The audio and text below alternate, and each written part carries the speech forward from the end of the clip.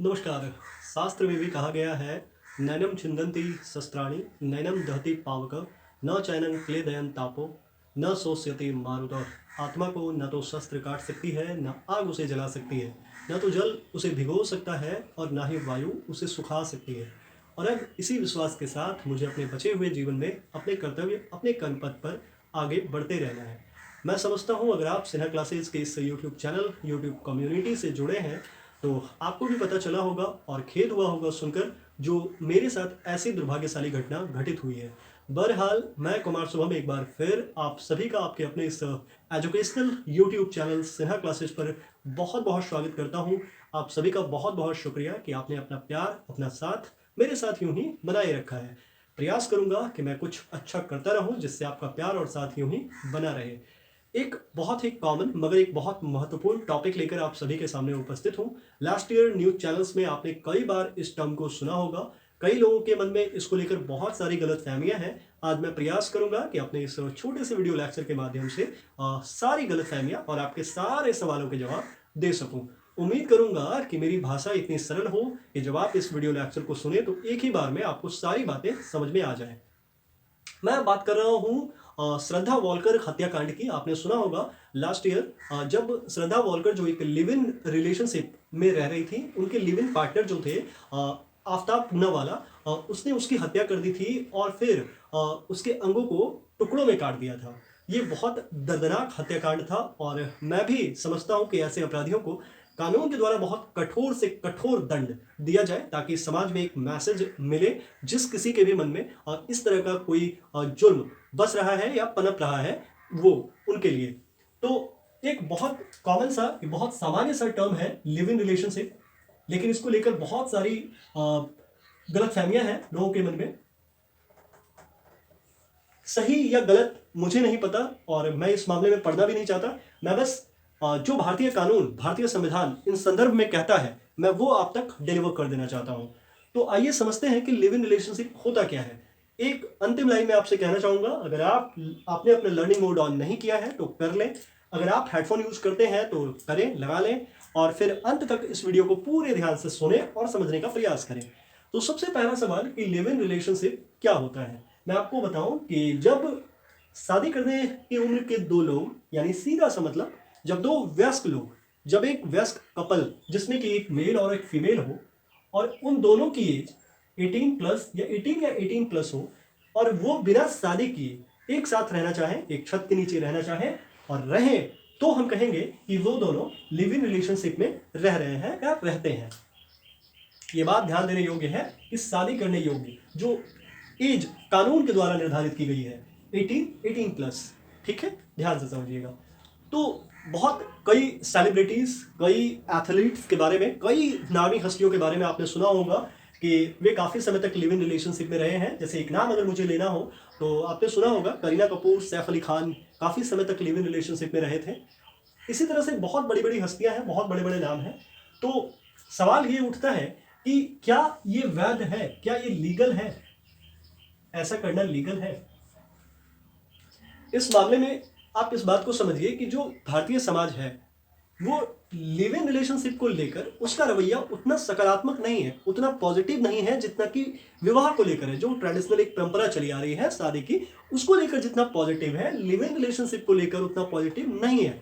लेकिन इसका ये मतलब कतई नहीं है कि इससे ये इलीगल हो गया हो। एक केस था माननीय उच्चतम न्यायालय का, मैं आगे उसका जिक्र करूंगा और उस समय इस कड़ी को जोड़ूंगा उससे। आप ध्यान से समझते जाइए, सुनते जाइए। सबसे पहली बार 1978 में, अगर कोई नोट डाउन करना चाहता है तो कर सकता है। एक केस मुझे ध्यान आता है, बद्री प्रसाद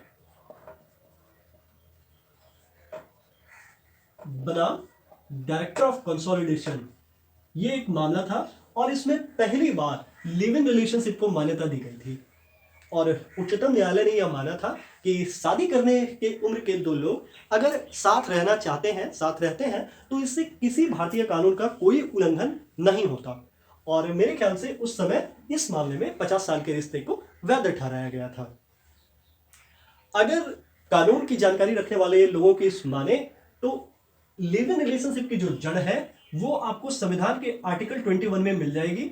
संविधान का आर्टिकल 21 अनुच्छेद 21, इसकी चर्चा मैंने कई वीडियो में की है पहले भी, जिसमें कि दो बहुत महत्वपूर्ण बात है। एक तो है प्राण, लाइफ, और दूसरा है दैहिक स्वतंत्रता, पर्सनल लिबर्टी, है ना।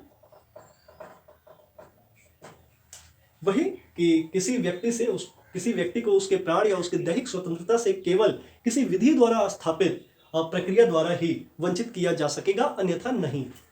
तो इसी में लिव इन रिलेशनशिप की भी जड़ मौजूद है। एक आगे बढ़िए, इसी प्रक्रम में एक और केस था साल 2001 का, अगर आप नोट डाउन करना चाहते हैं तो कर सकते हैं। ये केस था पायल शर्मा बनाम नारी निकेतन का।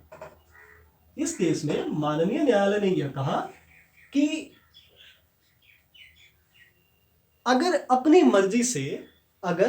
मर्जी से बिना किसी दबाव के कोई कपल बिना शादी किए साथ रहना चाहता है या साथ रहता है, तो ना तो ये इलीगल है, ना तो ये इलीगल है, गैरकानूनी है, और ना ही कोई ऑफेंस है, कोई जुर्म है। इसका मतलब लिव इन रिलेशनशिप ना तो इलीगल है, एकदम मोटा मोटा समझिए, और ना ही ऑफेंस है, ना ही अपराध है। ठीक है। अब सवाल ये उठता है कि ये तो टिप्पणियां हैं, व्यवस्थाएं क्या है, जैसे कि लिव इन रिलेशनशिप में भरण पोषण का अधिकार क्या महिला को है, लिव इन रिलेशनशिप में पैदा हुए बच्चों का क्या, लिव इन रिलेशनशिप में अगर वायलेंस होता है, हिंसा होती है, तो उसका क्या। तो अब उन चीजों पर मैं प्रकाश डालता हूं, प्रयास करिएगा समझने का। तो एक कमेटी थी जस्टिस मनीमत, उस कमेटी के सुझाव पर जब वाइफ जो टर्म होता है, वाइफ जो शब्द है, पत्नी जो शब्द है, उसकी परिभाषा को फिर से परिभाषित किया गया था, या आप ये कहें पुनर्व्याख्या उसकी की गई थी, वाइफ पत्नी की। ठीक है। जो सीआरपीसी 125, मेरे ख्याल से सीआरपीसी 125 में है, उसमें इसे डाला गया था, यह सुनिश्चित किया गया कि ऐसी महिलाएं जिन्हें लिव इन रिलेशनशिप में उसके पार्टनर ने छोड़ दिया है ना, उसे खासकर जो लंबे समय तक चला हो, उसे वाइफ का स्टेटस मिले, पत्नी का स्टेटस मिले। यानी जैसे भरण पोषण के लिए एक मैरिज में, एक मैरिड कपल में पत्नी का अधिकार होता है, ठीक उसी प्रकार लिव इन रिलेशनशिप में भी उस महिला का हो। ठीक है। तो कह सकते हैं कि ऐसी व्यवस्था है कि महिला के साथ यहां पर अन्याय ना हो, इस मामले में अन्याय ना हो। लेकिन यह दुर्भाग्य है, ये बहुत सोचने वाली बात है, हम इससे मुंह नहीं मोड़ सकते कि लाख व्यवस्थाएं और लाख कानून होने के बावजूद भी आए दिन किसी न किसी रूप में महिला को टॉर्चर किया जाता है, किसी न किसी रूप में उसके साथ अन्याय होता ही है। एक अगले सेगमेंट की ओर बढ़ते हैं, एक अगले पॉइंट की ओर बढ़ते हैं, और ये अगला पॉइंट है कि इनहेरिटेड प्रॉपर्टी, जो पुरुष की इनहेरिटेड प्रॉपर्टी होती है, विरासत वाली संपत्ति होती है। ठीक है, विरासत वाली संपत्ति। फिर एक मामला है धनुलाल बनाम गणेश राम का। इस मामले में माननीय उच्चतम न्यायालय ने यह कहा कि लंबे समय तक जो लिव इन रिलेशनशिप रही है, अब मैं उस बात को ही बता रहा हूं आपको कि लंबे समय तक जो लिव इन रिलेशनशिप रही है, उसमें उसे उस रिश्ते को शादी ही समझा जाए, यानी ऐसे संबंध को मैरिज ही समझा जाए। तो इसका मतलब आप समझ सकते हैं कि जो इनहेरिटेड प्रॉपर्टी होगी, वो अगर लंबे समय वाली है तो वो प्रॉपर्टी महिला के नाम हो जाने वाली है, वो महिला को प्राप्त हो जाने वाली है। अब सबसे महत्वपूर्ण पॉइंट, हिंसा, वायलेंस, इसको जरा ध्यान से समझिएगा। एक केस था, बहुत पॉपुलर केस था, इंदिरा शर्मा बनाम वीके शर्मा। इंदिरा शर्मा, अगर कोई नोट डाउन करना चाहता है तो वो कर सकता है, बनाम वीके शर्मा। इस केस में माननीय उच्चतम न्यायालय ने यह कहा कि protection of women from domestic violence act जो 2005 का है, उसमें एक सेक्शन है, सेक्शन 2F, आपको ये जानना चाहिए। और 2F में कुछ नहीं, डोमेस्टिक रिलेशनशिप को डिफाइन किया गया है। जो डोमेस्टिक रिलेशनशिप होता है उसे परिभाषित किया गया है। ये कहा गया है माननीय उच्चतम न्यायालय के द्वारा कि इस रिलेशनशिप को लिव इन रिलेशनशिप से हटाकर ना देखा जाए। इसका मतलब ये हुआ कि लिव इन रिलेशनशिप को भी वही दर्जा प्राप्त हो जो डोमेस्टिक रिलेशनशिप का होता है। यानी ये दोनों अलग अलग नहीं देखे जा सकते, इन्हें जब भी देखना होगा तो साथ देखना है। यानी कि जिस प्रकार protection of women from domestic violence act 2005 married couple में महिला की रक्षा करता है, ठीक उसी प्रकार यही एक्ट लिव इन रिलेशनशिप में हिंसा से महिला की रक्षा करता है। तो इतनी सारी व्यवस्थाएं हैं, अभी और भी व्यवस्थाएं हैं, और एक केस है जो आपको जरूर जानना चाहिए लिव इन रिलेशनशिप के मामले का। इस केस में एक ऐतिहासिक फैसला सुनाया गया था जो सबसे जरूरी है आपका जानना। सबसे बड़ा सवाल समाज यही खड़ा करता है कि लिव इन रिलेशनशिप में पैदा हुए बच्चे का क्या है ना। तो एक केस है, आपको जानना चाहिए, तुलसा एंड अदर्स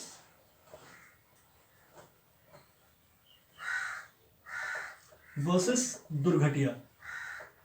इस केस में एक ऐतिहासिक कदम उठाते हुए न्यायालय ने एक बच्चे को जिसका जन्म लिव इन रिलेशनशिप में हुआ था, उस बच्चे को राइट टू प्रॉपर्टी, संपत्ति का अधिकार दिया।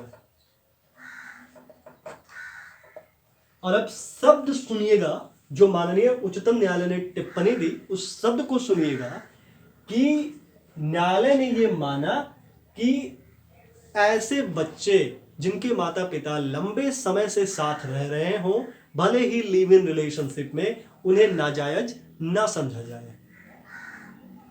आपको जानना चाहिए कि अभी हाल ही में लिव इन रिलेशनशिप के मामले में ही सुप्रीम कोर्ट में एक PIL दाखिल की गई है, जनहित याचिका, जिसमें यह कहा गया है कि जैसे विवाह में जोड़ों का रजिस्ट्रेशन होता है, ठीक उसी तरह लिव इन रिलेशनशिप में भी रहने वाली महिलाओं का और जोड़ों का रजिस्ट्रेशन हो। हवाला यह दिया गया है कि इससे महिला पर बढ़ रही हिंसा और महिला के साथ जो अत्याचार होते हैं लिव इन रिलेशनशिप में, और उस पर नकेल कसी जा सकेगी। मैं विश्वास करता हूं माननीय न्यायालय पर कि वह सारे पॉइंट्स पर ध्यान देकर और एक ऐसा फैसला लेंगी न्यायालय जो समग्र पूरे देश के लिए हितकर होगा और सामान्य जनता के हित में होगा। उम्मीद करता हूं मेरा ये वीडियो लेक्चर आपको पसंद आया होगा। सिन्हा क्लासेस के एक अगले एजुकेशनल वीडियो में आपसे मुलाकात होगी। स्वस्थ रहें, सुरक्षित रहें। जय हिंद।